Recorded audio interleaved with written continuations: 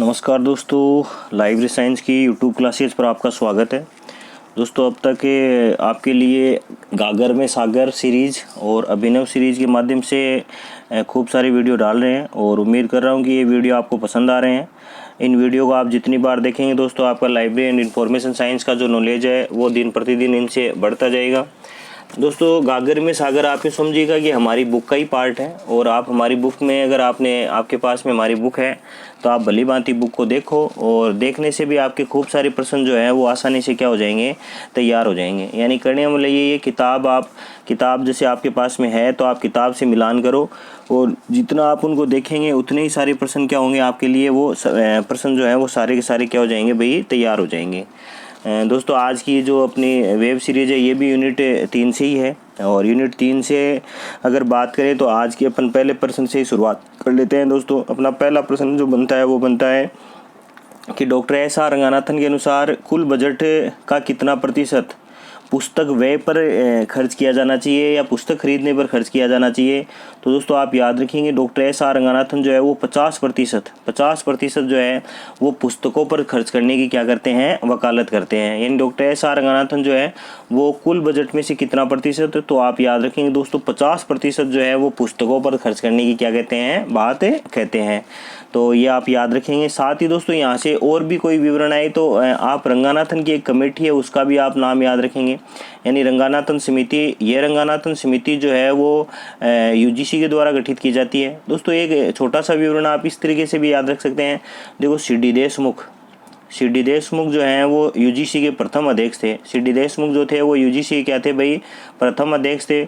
अब देखो, यूजीसी के प्रथम अध्यक्ष सी डी देशमुख जो हैं वो डॉक्टर एस आर रंगानाथन की अध्यक्षता में क्या करते हैं, एस आर रंगानाथन की अध्यक्षता में वो एक समिति का गठन करते हैं। तो ठीक वैसे ही एक आप तरीका मान लीजिएगा कि डॉक्टर एस आर रंगानाथन एक संघ बनाते हैं। संघ का नाम होता है डीआरटीसी। संघ का नाम होता है क्या भाई, डीआरटीसी। और इस डीआरटीसी का उद्घाटन करने के लिए किसे आमंत्रित करते हैं, तो उद्घाटन करने के लिए वो सी डी देशमुख को क्या करते हैं, आमंत्रित करते हैं। यानी आप ये समझ लो कि प्रत्यक्ष या अप्रत्यक्ष रूप से सी डी देशमुख और डॉक्टर एस आर रंगानाथन जो हैं वो एक दूसरे से क्या है भाई, एक दूसरे से जुड़े हुए हैं या एक दूसरे से क्या है, एक दूसरे से जो भी अपने समय में जो भी संस्थाएं थी उन संस्थाओं से संबंधित क्या करते हैं, वो कार्य को संपादित करते हैं। तो ये आप क्या रखेंगे, याद रखेंगे। साथ ही दोस्तों, यहाँ से जो अपना प्रश्न है उसका विवरण भी आपको ध्यान में रखना है कि कितना प्रतिशत, तो आप याद रखेंगे 50%। साथ ही देखो, डॉक्टर एस आर रंगानाथन ने सन 1950 में अपने प्रतिवेदन में कुल बजट का आधा भाग सार्वजनिक पुस्तकालय के कर्मचारियों, यानी यहाँ तो 50% की वकालत करते हैं ये किस पर, पुस्तकों पर। और साथ ही 50% की ये बात ही करते हैं कि जो पुस्तकालय के जो कर्मचारी जो होते हैं, उनके वेतन पर भी क्या खर्च किया जाना चाहिए। लगभग 50% जो है कुल बजट का पैसा है जो है वो क्या किया जाना चाहिए, खर्च किया जाना चाहिए। इस बात को डॉक्टर एस आर रंगानाथन ने जो सन 1957 में जो अपनी समिति बनी थी अपनी अध्यक्षता में यूजीसी के द्वारा, उसमें समिति में भी उन्होंने क्या किया था, इस विचार को उनके समक्ष क्या था, रखा था, जिसका स्वरूप जो है आगे परामर्शदात्री समिति में भी क्या करता है भाई, दिखाई पड़ता है। तो दोस्तों, एक छोटे से प्रश्न से इतनी सारी चीज़ें आपको जानकारी मिल जाएंगी। आगे बढ़ जाते हैं दोस्तों। आगे प्रश्न बनता है वो बनेगा कि ग्रंथालय के कार्यकलाप को मुख्य बिंदु मानकर, यानी सेंटर पॉइंट बनाना है किसको, ग्रंथालय के जो भी कार्यकलाप है यानी जो भी प्रोग्राम है उनको सेंटर बिंदु मानकर तैयार किए जाने वाला बजट क्या कहलाता है, तो आप याद रखिएगा उसको प्रोग्राम बजट कहते हैं, यानी कार्यक्रम बजट कहते हैं। दोस्तों, ये बजट निर्माण की कुल 7 प्रमुख विधियाँ हैं और इन 7 प्रमुख विधियों से एक पक्का प्रश्न आने का क्या है भाई, पक्का बनने का क्या रहेगा, चांस रहेगा। जिसमें देखो, बढ़ोतरी आधारित, मद आधारित, ऐतिहासिक बजट या रैखिक बजट, ये क्या है, पहला उसका नाम है। उसके बाद में परिसूत्र बजट, उस परिसूत्र के बाद में बात करें तो उसके बाद में निष्पादन बजट, यानी सबका ये दोस्तों नाम लेंगे काफ़ी बड़ा काम हो जाएगा, फिर भी यहाँ पर लिख देते हैं। देखो, बढ़ोतरी आधारित है। उसके बाद में बात करें तो निष्पादन बजट, उसके बाद में बात करें तो परिसूत्र बजट, उसके बाद में बात करें तो परिसूत्र बजट, उसके बाद में बात करें तो कार्यक्रम आधारित बजट, कार्यक्रम आधारित बजट। उसके बाद में योजना कार्यक्रम आधारित बजट, योजना कार्यक्रम आधारित बजट, एक जेडबीबी और उसके अलावा रह जाएगा एक मुश्त बजट यानी लमसम बजट। ये 7 बजट निर्माण की क्या है भाई प्रमुख विधियां हैं और इन 7 विधियों से एक पक्का प्रश्न आने की क्या रहेगी भाई संभावना रहेगी। दोस्तों आ जाए यहाँ से 2 ही, लेकिन एक तो पक्का क्या है यहाँ से पूरा महत्वपूर्ण प्रश्न बनेगा, तो आप इसको क्या रखेंगे ध्यान रखेंगे।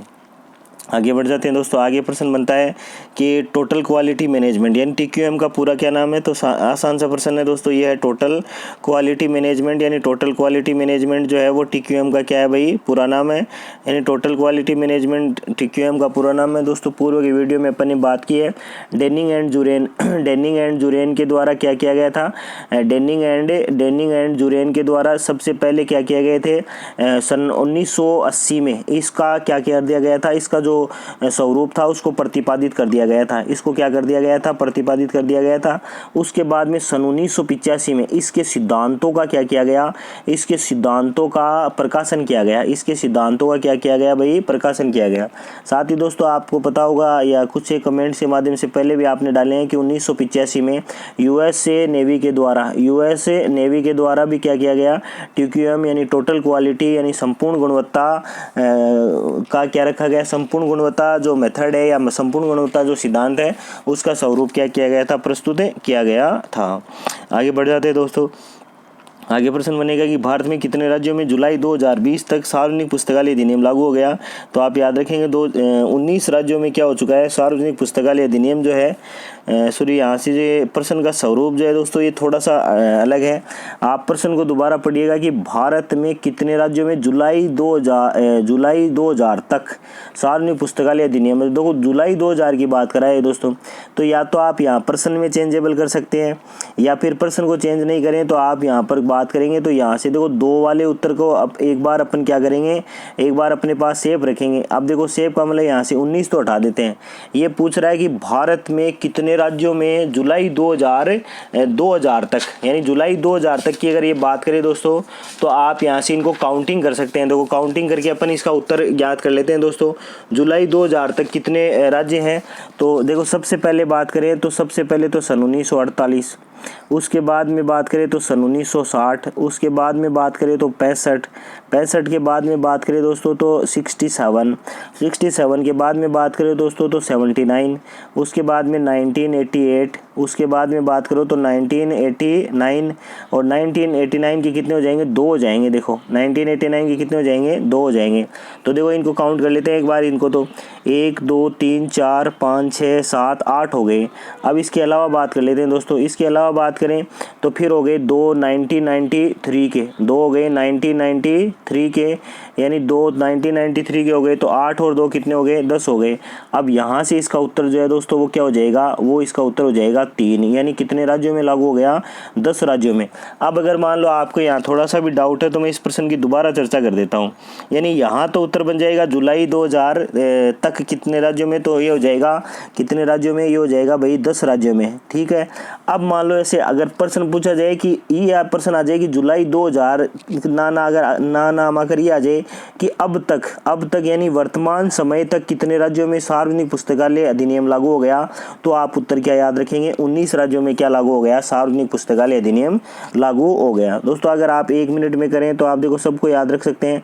यानी सबसे पहले 48 60 65, उसके बाद में 67, फिर 79, फिर 88, फिर 89, फिर 89, फिर 93, फिर उसके बाद में बात करो दोस्तों तो 2001, फिर 5, फिर 2006, फिर 2007, 2008, 2009। आप काउंट कर सकते हैं। देखो 1 2 3 4 5 6 7 8 9 10 11 12 13 14 15 16 17 18 और 19, यानी 19 राज्यों में क्या लागू हो गया भाई सार्वजनिक पुस्तकालय अधिनियम लागू हो गया।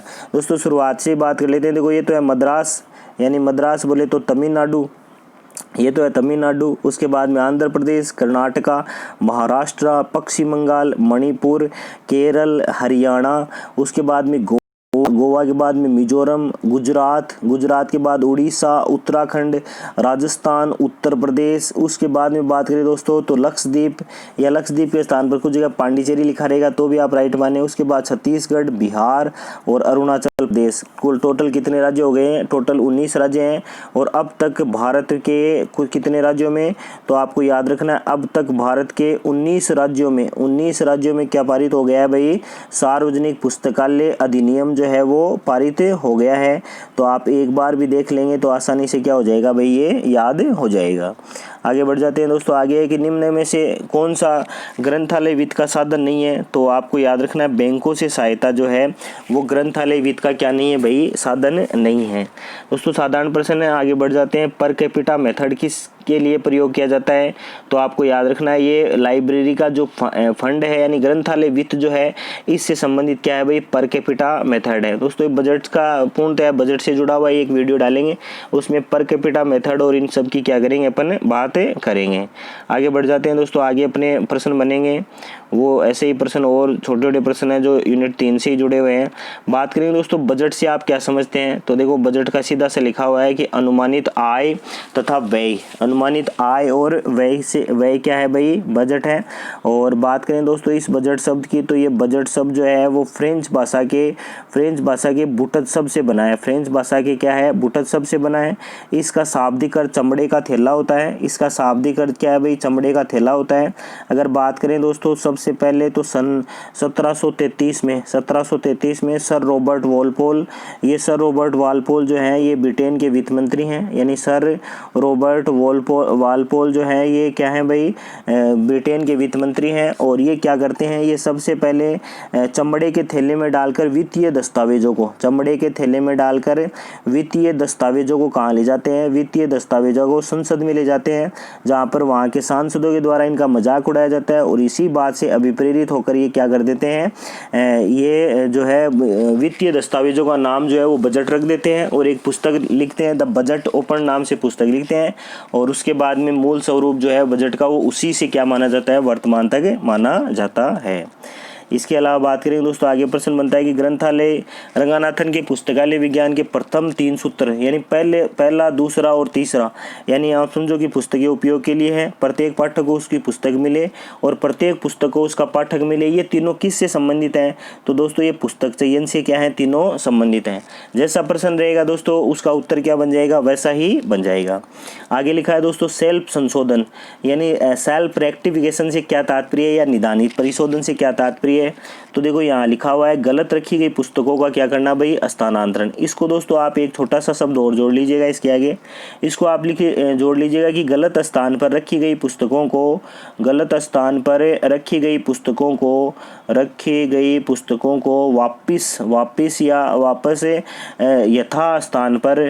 यथा स्थान पर क्या करना भाई? व्यवस्थित करना। वापस यथा स्थान पर व्यवस्थित करना ही क्या कहलाता है? भाई? निदानी परिशोधन या सेल्फ रेक्टिफिकेशन कहलाता है। तो आप याद रखेंगे दोस्तों इंपॉर्टेंट प्रश्न है। 2016 के एग्जाम में ये पहला प्रश्न था। यानी आप यूँ समझिएगा कि कुछ एक सीरीज ऐसी थी जिनमें पहला प्रश्न जो था ये सेल्फ रेक्टिफिकेशन या निदानी परिशोधन नाम से ही क्या था भाई? दर्ज था। और बढ़ जाते हैं दोस्तों आगे प्रश्न बनता है अपना, वो प्रश्न बनेगा कि यूजीसी के नियमानुसार प्रतिवर्ष 2000 घंटे पुस्तकालय खोलने पर परिसंचरण विभाग में कितने कर्मचारी होने चाहिए? कितने कर्मचारियों की आवश्यकता होती है? तो आप याद रखिएगा 2 कर्मचारियों की क्या होती है? आवश्यकता होती है। दोस्तों बजट वाले पार्ट में शामिल करेंगे इसको, तो आगे अपन इसकी क्या कर लेंगे? चर्चा कर लेंगे। आगे है कि गैर आंकिक यानी नॉन न्यूमेरिकल डाटा का उदाहरण है। कौन सा उदाहरण है ऐसा? तो आपको याद रखना है नॉन न्यूमेरिक है यानी गैर आंकिक है, वो क्या है भाई? कर्मचारी का पता है। तो ये भी आप क्या रखेंगे? ध्यान रखेंगे। साथ में आगे बढ़ते हैं दोस्तों प्रबंधन में प्रतिवेदन की विपरीत दिशा यानी जो रिपोर्ट जो होती है, रिपोर्ट की जो विपरीत दिशा जो होती है उसका मतलब जो उसका कौन सा तत्व है? कौन सा ऐसा प्रतिवेदन की विपरीत दिशा में कौन सा तत्व कार्य करता है? तो वो आप याद रखेंगे दोस्तों निर्देशन यानी बोले तो डायरेक्शन जो है वो रिपोर्ट की क्या करता है? विपरीत यानी उल्टी दिशा में क्या करता है भाई? कार्य करता है। दोस्तों प्रबंधन के 7 महत्वपूर्ण तत्व है और 5 प्रमुख तत्व की अपन ने क्या की है? बात की है। देखो मैं आपको एक बार दोबारा यहाँ पर थोड़ा सा स्पष्टीकरण कर देता हूँ। आप 2 नाम जरूर याद रखेंगे। एक तो नाम आप याद रखेंगे, पहला नाम तो आप याद रखेंगे पोडकॉक का, पहला नाम तो आप याद रखेंगे पोडकॉक, पहला तो नाम याद रखेंगे पोडकॉक, और दूसरा आप याद रखेंगे पोस्टकॉर्ब, दूसरा आप नाम याद रखेंगे पोस्टकॉर्ब। दोस्तों पोस्टकॉर्ब की तो चर्चा कर दी है अपन ने।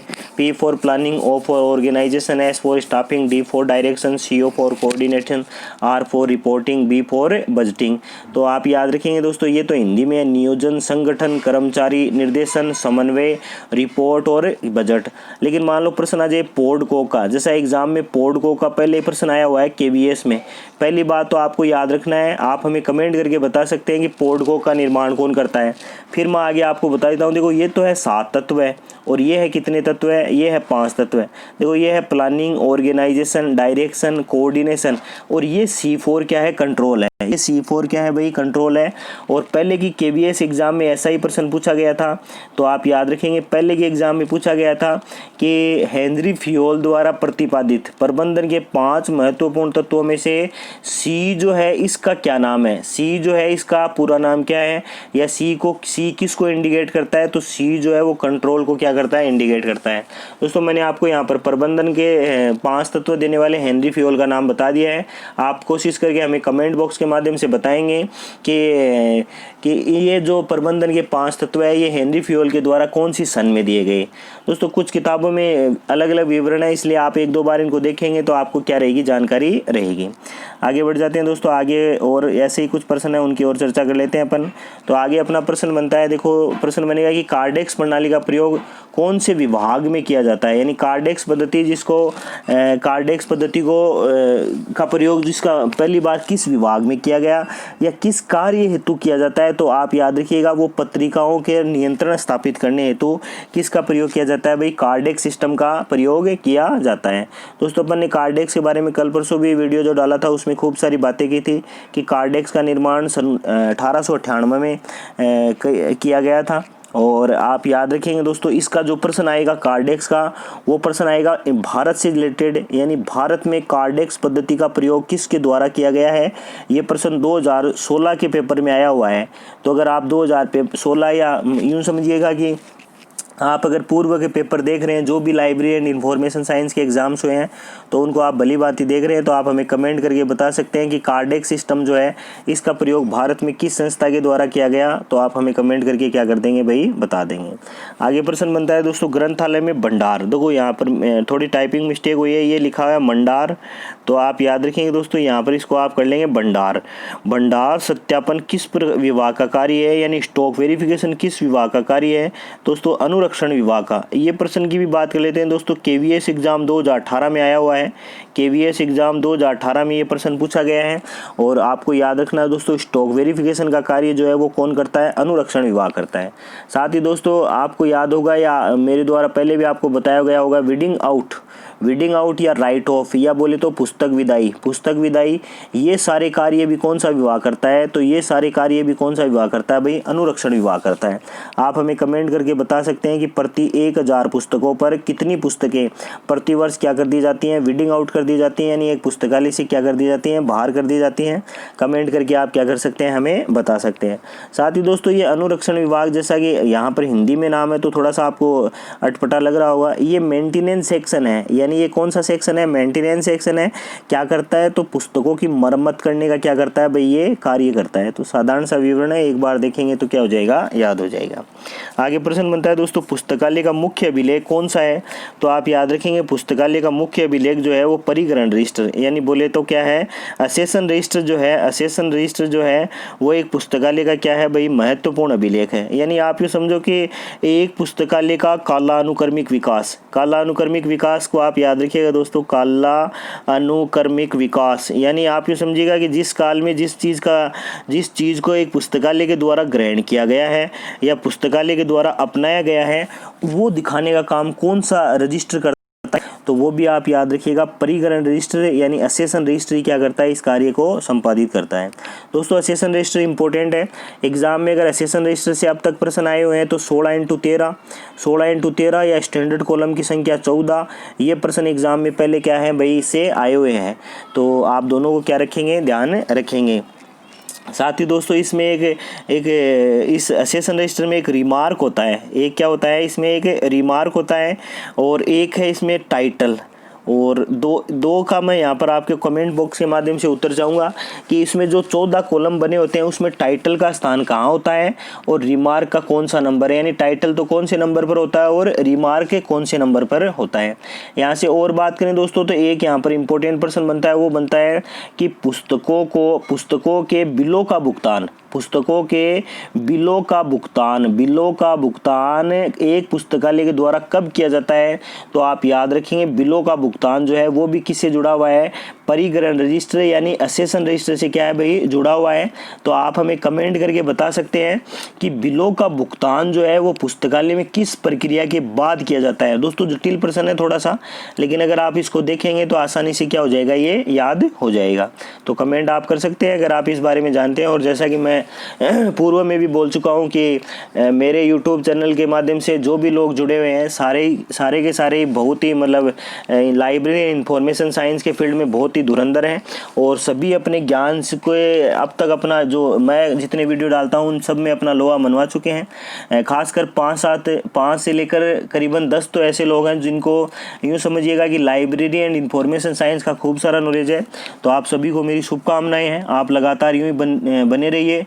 और साथ ही आप मुझसे जुड़ना चाहें तो मेरे व्हाट्सएप पे नंबरों पे आप मुझे क्या कर सकते हैं, व्हाट्सएप कर सकते हैं। जैसा कि व्हाट्सएप नंबर आपको मिल जाएंगे, आप किसी भी वीडियो पे देखेंगे तो 9529441946। दोस्तों जैसा कि मैंने पूर्व में भी कहा था कि अपना मोटिव है कि लाइब्रेरी इंफॉर्मेशन साइंस में अब भी उत्तर भारत में नेट क्वालिफाई लोगों की संख्या बहुत कम है और आने वाले समय में मैं चाहता हूँ या मेरा यूट्यूब चैनल के माध्यम से टीम के लोग चाहते हैं कि बहुत सारे लोग जो हैं वो इस लाइब्रेरी इंफॉर्मेशन साइंस सब्जेक्ट में क्या हो, नेट क्वालिफाई हो। अगर आप नेट क्वालिफाई हैं तो आप यूँ समझिएगा कि आपका सब्जेक्ट नॉलेज जो है वो तो क्या हो जाएगा, एकदम से सॉलिड हो जाएगा। तो कोशिश कीजिएगा कि आप अपने नॉलेज को यूँ ही बढ़ाते रहें। आगे बढ़ जाते हैं दोस्तों। आगे प्रश्न बनता है, वो बनता है कि पुस्तकालय में ब्राउनी प्रणाली के प्रयोग से क्या तात्पर्य है। तो दोस्तों पुस्तकों के परिसंचरण यानी बुकों का सर्कुलेशन करने के लिए, बुकों का क्या करने के लिए भाई, बुकों का सर्कुलेशन करने के लिए क्या की जाती है, सर्कुलेशन करने के लिए ब्राउनी सिस्टम जो है वो यूज लिया जाता है। आगे बढ़ते हैं दोस्तों। आगे है कि किस आयोग के द्वारा विश्वविद्यालय पुस्तकालय में प्रति छात्र 300 रुपये वार्षिक बजट की सिफारिश की गई है। दोस्तों पूर्व में बात की है कोठारी आयोग। ये कोठारी आयोग सन 1964 में बना था। DS कोठारी की अध्यक्षता में क्या किया गया था, इसको बनाया गया था। और दोस्तों ये कुल बजट में से प्रति छात्र 25 रुपये और प्रति अध्यापक 300 रुपये देने का क्या करता है, प्रावधान करता है। साथ ही कुल बजट का 6 से 10% क्या करता है, पुस्तकालयों पर खर्च करने का क्या करता है, प्रावधान करता है। दोस्तों इंपॉर्टेंट है 1964 का DS कोठारी आयोग, तो आप क्या रखेंगे, इसको याद रखेंगे। आगे प्रश्न बनता है डॉक्टर DP चट्टोपाध्याय द्वारा किस वर्ष नेपलिस को प्रस्तुत किया गया था। तो ये भी आप याद रखेंगे दोस्तों। यहाँ तो सीधा सा 1986 याद रखना है आपको, लेकिन यहाँ पर आपको डेट भी याद रखनी है। डेट है 31 मई सन 1986। 31 मई सन 1986 क्या रखनी है आपको, डेट याद रखनी है। साथ ही दोस्तों आपको नेपलिस का पूरा नाम जरूर याद रखना है। नेपलिस का पूरा नाम बहुत ही आसान सा है, तो आप हमें कमेंट करके क्या करेंगे, बताएंगे कि नेपलिस का पूरा नाम क्या है। साथ ही देखो नेपलिस को सबसे पहले शुरू करने या सबसे पहले इसको बनाने में महत्वपूर्ण भूमिका तो वो आप याद रखेंगे दोस्तों, वो RRRLF की थी। और RRRLF में भी अगर व्यक्ति विशेष की बात करें दोस्तों तो आपको याद रखना है doctor DP Barua. Doctor DP Barua जो है, डॉक्टर DP बरुआ जो है दोस्तों, वो क्या है, इस नेपलिस को बनाने में क्या करते हैं, नेपलिस का गठन करने में महत्वपूर्ण भूमिका निभाते हैं।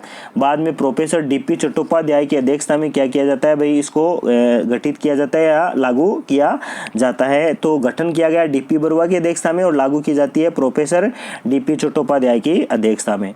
तो विशिष्ट विवरण है दोस्तों, याद रखेंगे। आप अगर इसके बारे में और जानकारी चाहते हैं तो आप कमेंट कर सकते हैं हमें। यहाँ पर देखो सीधा उत्तर बन गया है कि 31 मई सन 1986। तो आप हमें बता सकते हैं कि ये नेपलिस का गठन कौन सी पंचवर्षीय योजना के तहत किया गया था, कौन सी पंचवर्षीय योजना के तहत किया गया था। तो वो आप हमें क्या कर सकते हैं, कमेंट करके बता सकते हैं। आगे बढ़ जाते हैं दोस्तों और प्रश्नों की यहाँ चर्चा कर लेते हैं। इसी यूनिट 3 से ही बात करेंगे दोस्तों कि भारत के किस राज्य में सरकार द्वारा 6% पुस्तकालय उपज कर लिया जाता है। तो 6% की बात करें दोस्तों तो ये क्या है भाई, 6% जो है वो है कर्नाटक। 6% की बात करें तो वो क्या है भाई, कर्नाटक। यानी 6% कहाँ लिया जाता है, तो कर्नाटक में। यहाँ दोस्तों बात कर लेते हैं, देखो तमिलनाडु 10% और आंध्र प्रदेश की बात करें दोस्तों तो आंध्र प्रदेश जो है 8%। यहाँ एक बचा है दोस्तों केरल, तो आप कमेंट कर सकते हैं कि केरल और हरियाणा में उपज कर जो है वो कितना प्रतिशत लिया जाता है। तो आप बता देंगे दोस्तों, मैं आपको हिंट दे देता हूँ, दोनों के लिए एक जगह 5% और एक जगह 2%। अब कौन सी जगह 5 और कौन सी जगह 2 है वो आप हमें क्या कर सकते हैं, कमेंट करके बता सकते हैं। पहला प्रश्न अपना यही है कि केरल में सार्वजनिक पुस्तकालय अधिनियम के तहत उपज कर कितना लिया जाता है, तो आप हमें कमेंट कर सकते हैं। आगे बढ़ते हैं दोस्तों, आगे कि निम्न में से कौन सा कार्य पुस्तकालय प्रबंध समिति का नहीं है, तो आपको याद रखना है प्रबंध समिति का कार्य पुस्तकालय सूचीकरण नहीं है। देखो पुस्तकों का चयन है, साथ ही पुस्तकों का संरक्षण है, पुस्तक विदाई है, लेकिन अगर बात करें दोस्तों पुस्तक सूचीकरण की यानी बुक कैटलॉग की, तो ये कार्य कौन नहीं करता है, लाइब्रेरी मैनेजमेंट नहीं करता है। आगे बढ़ते हैं दोस्तों, आगे है कि पुस्तकालय में परिसंचरण विभाग का प्रबंध एक अति आवश्यक है, यानी पुस्तकालय में परिसंचरण विभाग का प्रबंध अति आवश्यक है, यानी सर्कुलेशन जो डिपार्ट है उसका मैनेजमेंट करना अत्यंत आवश्यक है। यह कथन रंगानाथन के किस सूत्र को प्रदर्शित करता है, तो दोस्तों याद रखना है, यह कथन रंगानाथन के चतुर्थ सूत्र को क्या करता है भाई, प्रदर्शित करता है। यानी पुस्तकालय विज्ञान का चतुर्थ सूत्र जो है पाठक का समय बचाएं, पाठक का क्या बचाएं भाई, पाठक का समय बचाएं, और ये वाला सूत्र जो है वही क्या करता है, प्रबंधन के इस कथन को प्रतिपादित करता है या उससे संबंधित है। आगे बात करेंगे दोस्तों, आगे बात करें तो ब्राउन प्रणाली को किस वर्ष विकसित किया गया था, तो आप सीधा सा उत्तर बना लेंगे। ब्राउन प्रणाली को विकसित किया गया था सन 1895 में। ब्राउन प्रणाली को कब बनाया गया था, 1895 में। किसके द्वारा बनाया गया था, तो आप याद रखेंगे दोस्तों निनाई ब्राउन के द्वारा क्या किया गया था, इसको बनाया गया था। तो निनाई ब्राउन के द्वारा ब्राउन प्रणाली को कब बनाया गया, तो 1895 में क्या किया गया था भाई, बनाया गया था।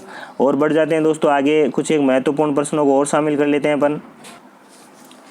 आगे बढ़ जाते हैं दोस्तों, आगे बात करेंगे प्रश्नों की। तो आगे अपन चर्चा करते हैं कि ग्रंथों को रेक्स पर सीधे खड़े रखने हेतु स्टील या लकड़ी की जो निर्मित जो एल स्वरूपीय उपकरण है उसको क्या कहा जाता है, तो आप याद रखेंगे दोस्तों उसको बुक सपोर्टर के नाम से क्या है भाई, जाना जाता है। किसके नाम जाना जाता है, तो आप याद रखेंगे दोस्तों बुक सपोर्टर के नाम से क्या है भाई, जाना जाता है। साथ ही दोस्तों आगे बात करेंगे MBO की विचारधारा का विकास किस शताब्दी में हुआ था। देखो यहाँ पर प्रश्न जो है वो शताब्दी है दोस्तों, तो शताब्दी आप याद रखिएगा सन 1950, यानी सन 1950।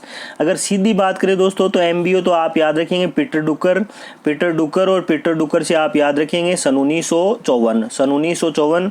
दोस्तों ये भी एक इम्पोर्टेंट प्रश्न है, आपको याद रखना है, KVS एग्जाम 2018 में पूछा गया है। और दोस्तों मैं जिन जिन प्रश्नों की चर्चा कर रहा हूँ आप ये समझो कि ये प्रश्न पूर्व के एग्जाम में बहुत बार पूछे गए हैं, और आप भी इन प्रश्नों पर अगर ध्यान रखेंगे तो आप ये समझो कि KVS जैसी एग्जाम्स में आपका नंबर आने का क्या रहेगा, चांसेस कुछ ज़्यादा रहेगा। आगे बात कर लेते हैं दोस्तों, आगे है कि गुणवत्ता प्रबंधन का जनक किसे कहा जाता है। दोस्तों इसकी बहुत बार चर्चा कर चुके हैं, तो एडवर्ड डेनिंग एंड जुरेन जो हैं वो TQM बोले तो टोटल क्वालिटी मैनेजमेंट के क्या माने जाते हैं भाई, जनक माने जाते हैं। और बात करेंगे दोस्तों इसके अलावा और प्रश्न बन जाएंगे, तो और अपने प्रश्न बनेंगे उनकी भी अपन यहाँ चर्चा कर लेते हैं। देखो ब्राउने मेथड हो गया, इधर से अपना इधर प्रश्न बनता है वो बनेगा अपना कि निम्न में से पटलीकरण किसे कहा जाता है। तो देखो यहाँ पर पटलीकरण का अंग्रेजी नाम लेमिनेशन है, पटलीकरण का नाम क्या है भाई, लेमिनेशन है। दोस्तों सबसे पहले तो आप ये याद रखेंगे कि ये पटलीकरण होता क्या है। देखो तो आप यहाँ से यूँ याद रखेंगे कि विषय निर्माण की विधियाँ और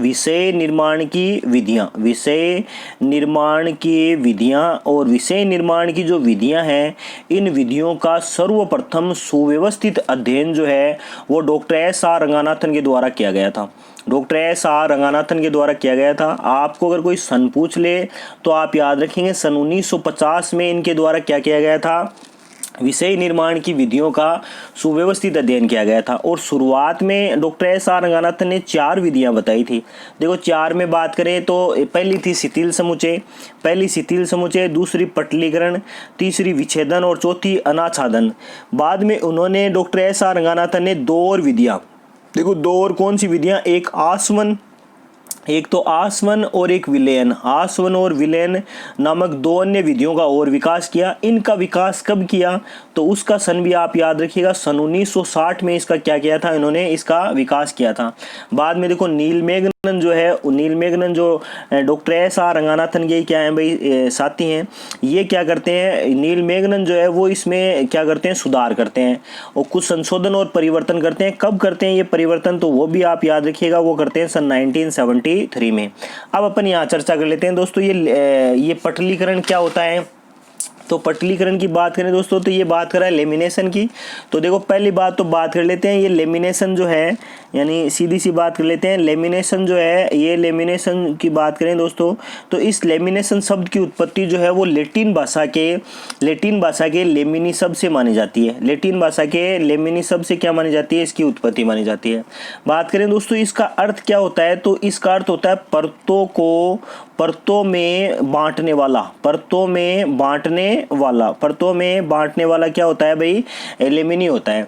और बात करें दोस्तों इस पद्धति का प्रयोग या निर्माण जो है वो क्यों और किस कार्य हेतु किया जाता है, तो आप याद रखेंगे, एक मुख्य वर्ग को दूसरे मुख्य वर्ग पर लेमिनेट करने के लिए, एक मुख्य वर्ग को दूसरे मुख्य वर्ग पर क्या करने के लिए भाई, लेमिनेट करने के लिए, जिससे क्या हो जाए, एक नए मिश्रित विषय का क्या हो जाए भाई, निर्माण हो जाए।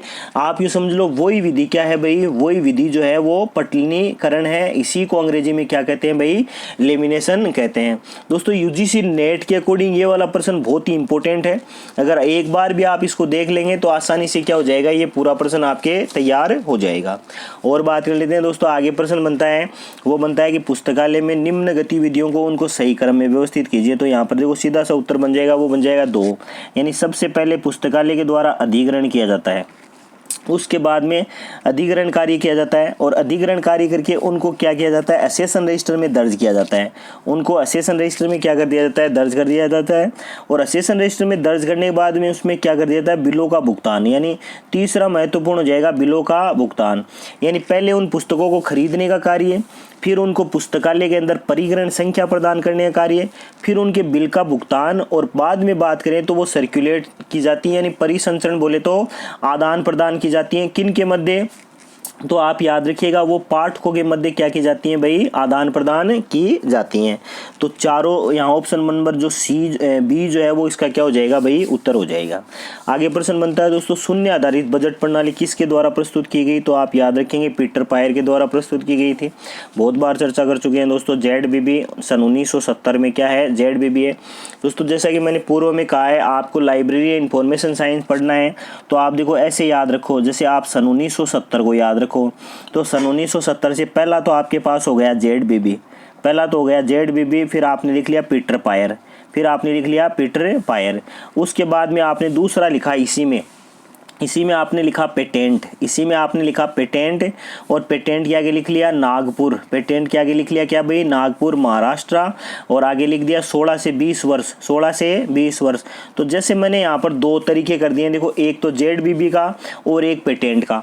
आप अपने कमेंट के माध्यम से हमें बता सकते हैं कि पुस्तकालय विज्ञान शिक्षा में सन 1970 में और कोई महत्वपूर्ण कार्य हुआ है क्या। जैसे मैंने 2 लिखे हैं यहाँ पर, ZBB और एक लिखा है पेटेंट। आप इससे संबंधित और कोई ISBN से संबंधित है या अन्य किसी चीज से संबंधित है, तो वो आप हमें क्या कर सकते हैं, कमेंट कर सकते हैं। आगे बात करेंगे दोस्तों, इधर से बात करेंगे कि ग्रंथ चयन के किस सिद्धांत के साथ डॉक्टर LR मैकॉल्विन का नाम जुड़ा हुआ है, यानी मैकॉल्विन का सिद्धांत कौन सा है, तो यहाँ से सीधा आपको याद रखना है, मैकॉल्विन का सिद्धांत जो है वो मांग का सिद्धांत, यानी डिमांड थ्योरी जो है उसका जनक कौन है भाई, डिमांड थ्योरी का जनक कौन है, मैकॉल्विन है। तो सीधा सा आपको याद रखना है, मैकॉल्विन क्या है, डिमांड थ्योरी। आगे दोस्तों, ग्रंथालय में बकाया प्रभार लगाने का उद्देश्य क्या है, तो बकाया प्रभार लगाने का उद्देश्य जो है वो पाठकों में ग्रंथों को यथा समय लौटाने की प्रवृत्ति का क्या करना भाई, विकास करना। यानी पाठकों में ग्रंथों को यथा समय लौटाने की प्रवृत्ति का क्या करना भाई, विकास करना।